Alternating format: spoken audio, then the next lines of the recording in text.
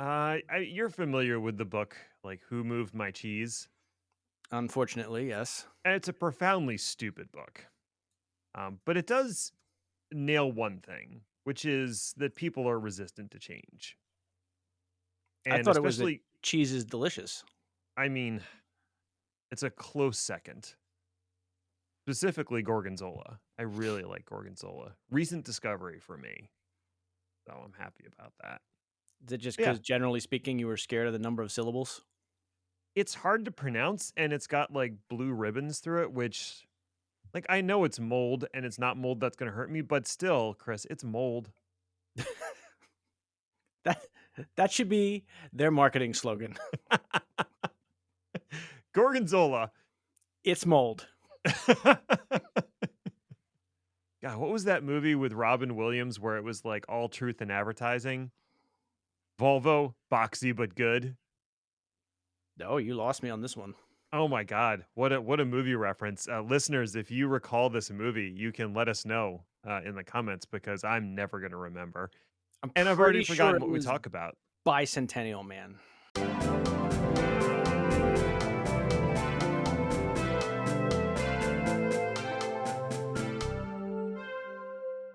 Hello, alleged human, and welcome to the Chaos Liver Podcast. My name is Ned, and I'm definitely not a robot, unlike the Centennial Man, which was, God, that was a depressing movie.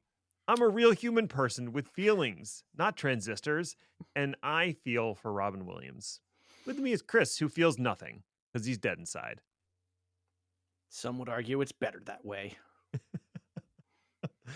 I've definitely seen Centennial Man, and I definitely remember it being very sad at the end. I think you're right, although if that is in fact the case, I would have blocked it out of my memory entirely. Therefore, I don't believe it was actually even a movie. I feel like that and AI both were equally sad at the end. Yeah, but AI was sad because AI is bad. Okay. I can't recall if Centennial Man was actually good or just depressing. It's no What Dreams May Come. I'll tell you that much. Do you want people to actually listen to this, or is everybody just going to get curled up in the corner?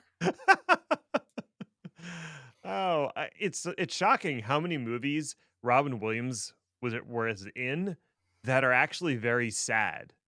Yeah. Maybe that's like a meta commentary on him as a person. In retrospect, I feel like it was a bit of a message. Indeed. Let's not talk about Robin Williams anymore. What do you got? Oh, I appreciate that that transition. Masterful, one might say. No, I thought we could spend some time not going over one specific topic, but more a survey of people. In this case, in particular, in honor of Women's History Month, which we missed. Oops. Go us.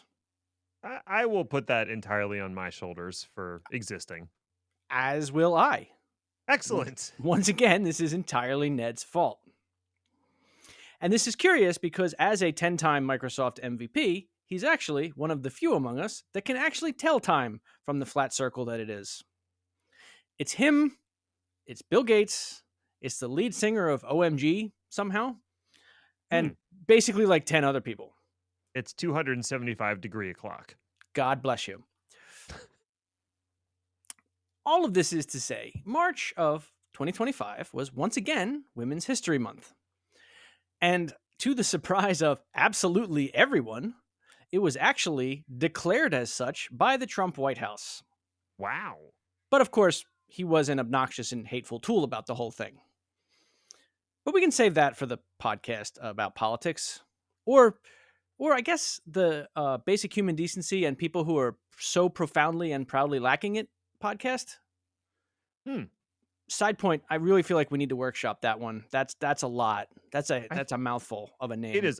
I thought we had that podcast and it was called And Here's Another Thing. It's just the sound of one man screaming. Oh, good. Anyway, I thought it would be fun to take a quick historical trip through history. Yeah, this was obviously a first draft, wasn't it? I guess it was, Chris. Let's go ahead and power through. and highlight some women who have made massively important contributions to the growth of technology. All right. I'm And in the in. interest of time and interest, Mm, I'm going to focus on some lesser known names. okay. It is likely that many people are familiar with the big ones. Ada Lovelace, who worked with Charles Babbage on the analytical engine in the early to mid 1800s and is Hmm. widely credited as being the first programmer, or Hmm. Grace Hopper, Admiral Grace Hopper, Better. who in the 1940s shepherded computation into the military, coined the phrase bug as it relates to computer oopsies, was a pioneer in programming, and created a little thing you might have heard of called COBOL. Uh-huh. We actually did an episode on her like a million years ago. It might have been the previous iteration. I wonder if that's dig upable. Maybe that's one we can pull sometime when we need to fill her. Yeah, that would be a good one. I would be down with that. And the final big name that we won't be talking about here, although the story is interesting enough to deserve its own whole episode, Ned, Oh. is Mm. Hedy Lamarr, the famous 1940s actress who had a side hobby as a serious no bullshit engineer. Yeah. She developed the concept of frequency hopping, a concept that is crucial to, secure communications as we know them and Wi-Fi, so no big deal. Yeah, just a little thing she did on the side. An interesting quote that I found that I thought was interesting. Man, that one I didn't even do on purpose.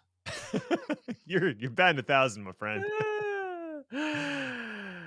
Quote, Hedy always felt that people didn't appreciate her for her intelligence, that her beauty got in the way, said Richard Rhodes, a Pulitzer Prize winning historian who wrote a biography about her, stating in plain language a situation that I know for a fact more than a few women find themselves in, even in 2025.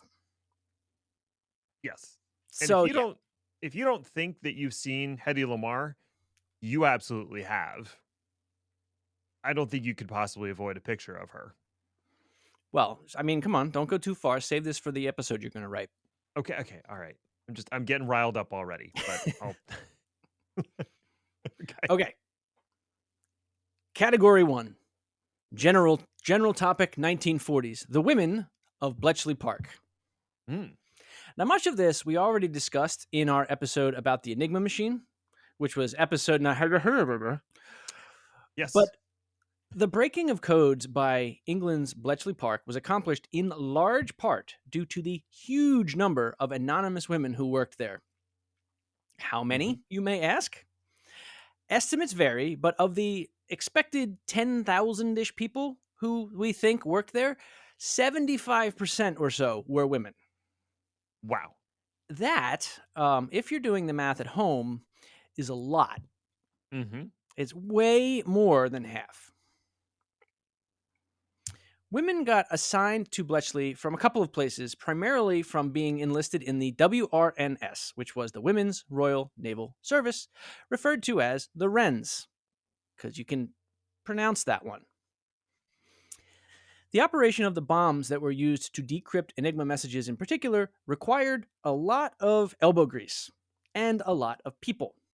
Women were pulled in as translators, as mathematicians, carrying serious degrees in math, in physics, in engineering.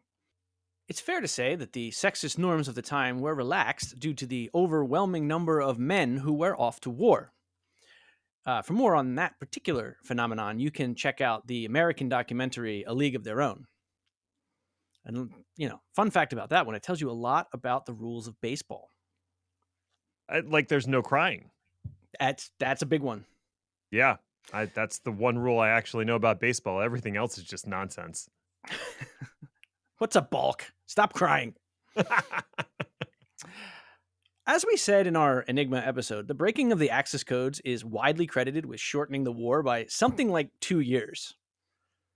And 75% of that was female powered. Mm-hmm. So that's not nothing. No. And in that episode, Ned recommended a book called The Rose Code. And I will now second that recommendation because I read it too. Yay. Actually, I can't remember. If I already seconded it, then I'm gonna go ahead and thirded it. Yeah, that's how things work. Sure. If you want a historical fiction breakdown of what it was like to work at Bletchley, this is the place to go, at least from what I have read. And here's a fun fact.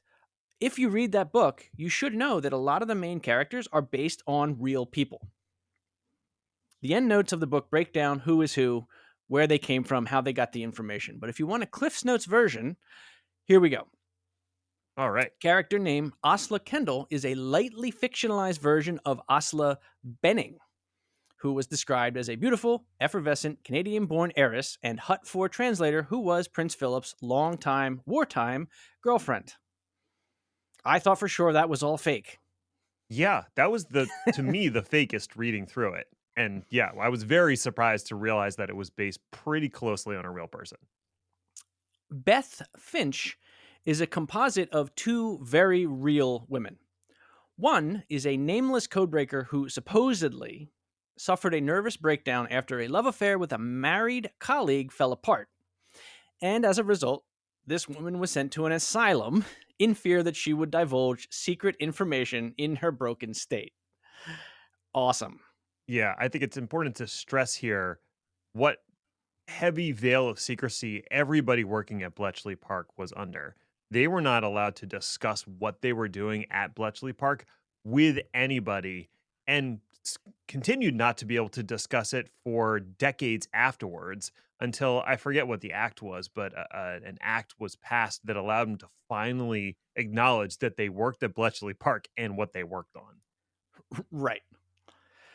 The other character that contributed to the Beth character in the book was one Mavis Lever. Again, a real person and one of Bletchley Park's crypto analytical stars. Mm-hmm. And then Mabel Chert, oh, that is Mab to you, sir. Thank you very much. Is entirely fictional, although she was created as a composite of many, many women who served as Bletchley Park's worker bees. Such women came from all walks of life, from shopgirls to daughters of the aristocrats in England, and served as decoders, filers, machine operators, and many, many other jobs. And fun thing about all of this is that many of the pieces of dialogue in that book are pulled directly from real people's letters, diaries, and reminiscences. Wow. So some of that stuff does sound like fake when you read it, but there are ways to pull direct quotes. Historical fiction really is the best fiction. Indeed.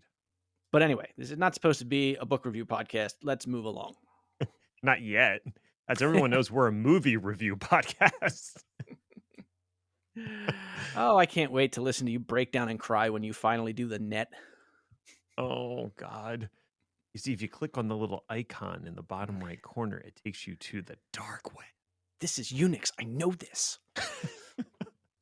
Anyway, also happening in the 1940s on our side of the Atlantic were the quote-unquote code girls of the U.S. Navy. Now, don't send me any angry emails, or at least not any more than normal. I did not name them. The U.S., as everybody knows, was not to be outdone by their British counterparts in the code-breaking game, nor in the employing thousands upon thousands of anonymous women to help break said codes game. The American Women's Volunteer Services, or AWVS, somehow unofficially called the Special Women's Auxiliary Naval Service, or SWANS, a backronym if I've ever heard one. Yes. Okay. Worked much in the same way as the Bletchley Park crowd. The US had their own share of Enigma deciphering going around, specifically around the four-rotor Enigma. These machines, funnily enough, were built by National Cash Register and operated by, you guessed it, large groups of women. There does appear to be a non-fiction book about this that goes into great depth about it, called, fittingly, Code Girls, The Untold Story of American Women Codebreakers of World War II by one Liz Mundy. Unfortunately, I don't have any fun facts pulled from the endnotes of this one because I haven't read it yet. Also, if anybody has book recommendations about this time in history, I'm all ears. Moving on to some specific individuals. Let's look at the 1950s and forward and talk about one Annie Easley. Hmm. All through the development of computers as we know them, there have been staffs of women doing calculations by hand. Right. These were the original computers, humans who did calculations. They had a pen and paper and they computed. Mm-hmm. That's where the whole thing came from. Still with me? I'm still with you. And I mean, they made use of machines. So, like the tabulating machines that were used for the census in the late 1800s, it was mostly women doing the data collection and the processing using these machines. So they were still the computers, but that's where actual machines started to be involved in the process. Right. And early on, even with that part helping, air Hmm. quotes that, this was still drudgery Oh, yeah, absolutely. and was one of the reasons that machine versions, more advanced computers that could do these calculations, were invented in the first place. Many female pioneers in technology started out their careers as hand control. How do you call that? A computer, but the old kind, the human kind. Operators? Yeah, there we go. No, not even before No, that. no, that's words. Words are Right. hard, Chris. Annie Clerks? Easley, for example, started out her career as one of these types of human computers at a little group in the government that you might have heard of called NASA. Hmm. Sounds She familiar. had been a recent transplant to the Birmingham, Alabama area and read an article about people doing this type of stuff. And in her own words, she was young and it was, quote, something she had a real interest in doing. Hmm. This was 1955, and for complex mathematics, it was still faster to have a human do it with pen and paper. Mm-hmm. Remember, no generalized computers that could do this kind of math at the time. It Nope. took a lot of effort to build a machine to do some of this work, and the emphasis was on the word some. Mm-hmm. In Annie's own words again, the machines could, quote, add, subtract, multiply, divide. That was pretty much what the machines could do. If we needed a logarithm or an exponential, we then pulled out the tables and did it. We'd look up the tables and then put it all in by hand, or a square root, all those things. Unquote. Hmm. Gives you a real indication of where computers actually were in 1955. Yeah, this was before we invented generally programmable computers for the most part, and being able to load a program through punch cards and have it actually execute it. I think we were Right. still doing most stuff through plug boards and switch panels. But this, of course, the 50s, this was only the beginning, and things progressed very quickly. Hmm. Human computers, as we have discussed already, eventually did get replaced by machines, and when they did, Annie moved on with the technology. She became an excellent actual computer programmer, using languages like Fortran to support NASA's programs. If I know anything about the government, those programs are probably still running. Probably. She worked on a lot of initiatives with NASA, including alternative power technologies such as hybrid type batteries. Hmm. This work eventually developed into the batteries used in the first hybrid cars. So while she had Oh, nothing to do with the hideous design of the first generation of a Prius, she was instrumental in setting the stage for the batteries that made the Prius go. And okay. I know, using the words Prius and go in the same sentence makes for a bit of a dissonance. oh, As the old saying goes, the only time a Prius can hit 100 miles per hour is if it falls off a cliff, but that's neither here nor there. fair enough. And if you hit the gas pedal on a Prius, it's still going to be here, not there. I'm going to stop. 1970s. Dr. Adele Goldberg. I think it's safe to say that the accessibility and functionality of the modern desktop computer, especially, is inextricably tied to the graphical user interface, or GUI, Hmm. or GUI if you're nasty. Oh, You know, God, that's Jan gross. Jackson is. And one thing we know about the GUI is that it was invented by Apple. Sure. And invented by Apple, I mean that Steve Jobs stole the idea from the dumbest group of smart people in all of history. Yeah. Xerox's Palo Alto Research Center, or PARC. These fucking guys. Am I right? It's a whole show, possibly several shows by itself that we could do on Park. Pretty much everything, and I do not think this is an exaggeration, pretty much everything that Jobs and Bill Gates took and made famous and caused them to become billionaires was actually pioneered first at PARC by people who made not billions. No. All of the engineers at PARC are sadly far too unknown and far too undercompensated for their contributions. And prominent among them is one Dr. Adele Goldberg.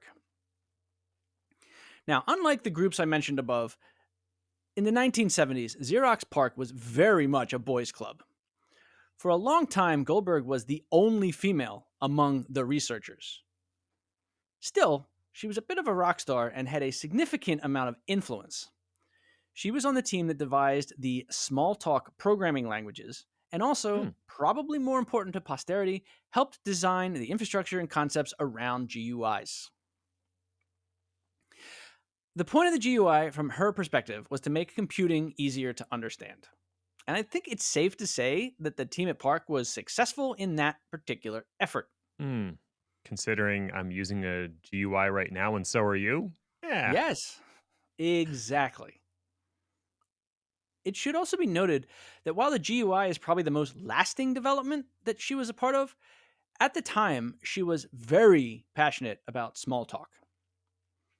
Not gabbing, mind you, the programming language. I just talked about it. I'm not familiar with Smalltalk as a programming language. When you said Smalltalk, I immediately thought of Apple Talk and the horrors of networking with Apple devices in the 1980s and 90s. All right. Well, if the intro to this episode hadn't made people sad, you finally just nailed it down. I just nailed the coffin. Boom. Smalltalk, the language, had a major influence in programming, popularizing / normalizing the ideas around object-oriented programming. And this was something else that Steve Jobs stole and incorporated into the Macintosh. In the PBS documentary Triumph of the Nerds, Goldberg had this to say about that particular incident. Steve Jobs, quote, demanded that his entire programming team get a demo of the Smalltalk system, and I said, no way. I had a big argument with the Xerox executives telling them that they were about to give away the kitchen sink. And I said that I would only do it if I were ordered to, because then, of course, it would be their responsibility. And that's what they did. Now, it should be noted, Steve Jobs was never shy about his various thefts and the fact that Xerox PARC just flat out shit the bed on this. In that same documentary, Triumph of the Burbs.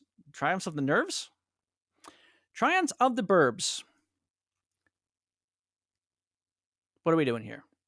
What are you doing? I don't know.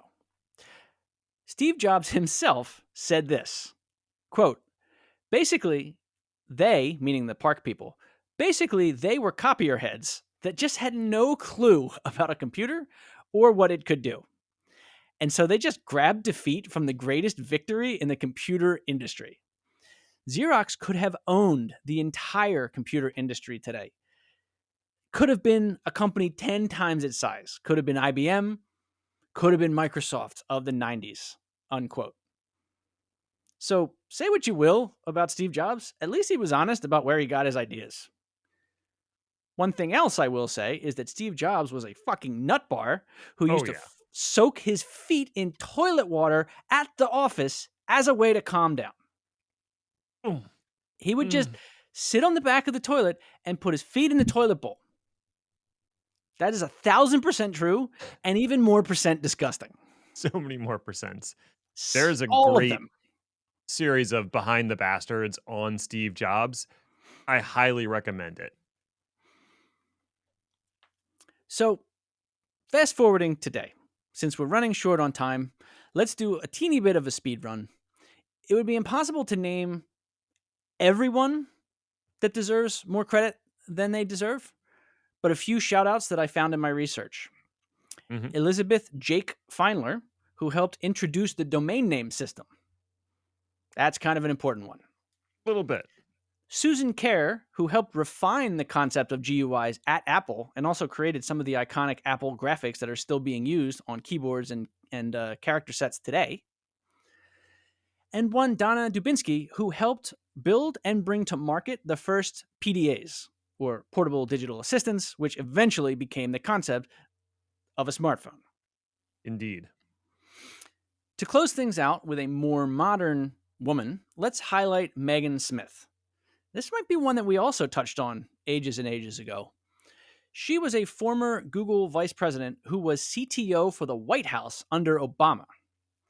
Significantly, she helped craft the Obama administration's position on net neutrality, a position which we've spoken a lot about on this airwaves and has had a bit of a rocky road. Yes, indeed it has. Listeners can correct me if I'm wrong, but I believe Obama was the first White House to have a CTO at all, which was a major acknowledgement of the fact that there was need for a CTO, believe it or not. There's a really good book, and I'll have to look up the title because I constantly forget it, that talks about the work that has been done within the government to improve its technology. And a lot of those people are getting laid off right now, unfortunately. But there was a whole sort of group inside of the government that was just tasked with improving and modernizing government systems. They were wildly successful, which means they were immediately laid off when Musk took over. So I will find the name of that book and I'll include it in the show notes. Cool. Hey, yeah.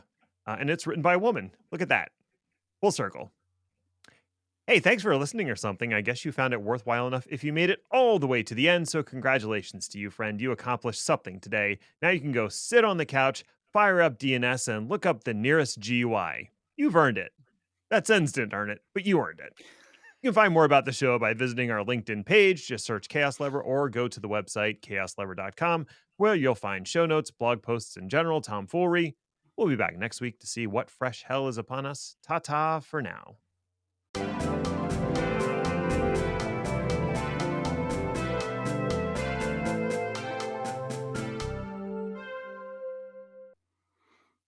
What's important is we're all going slowly crazy.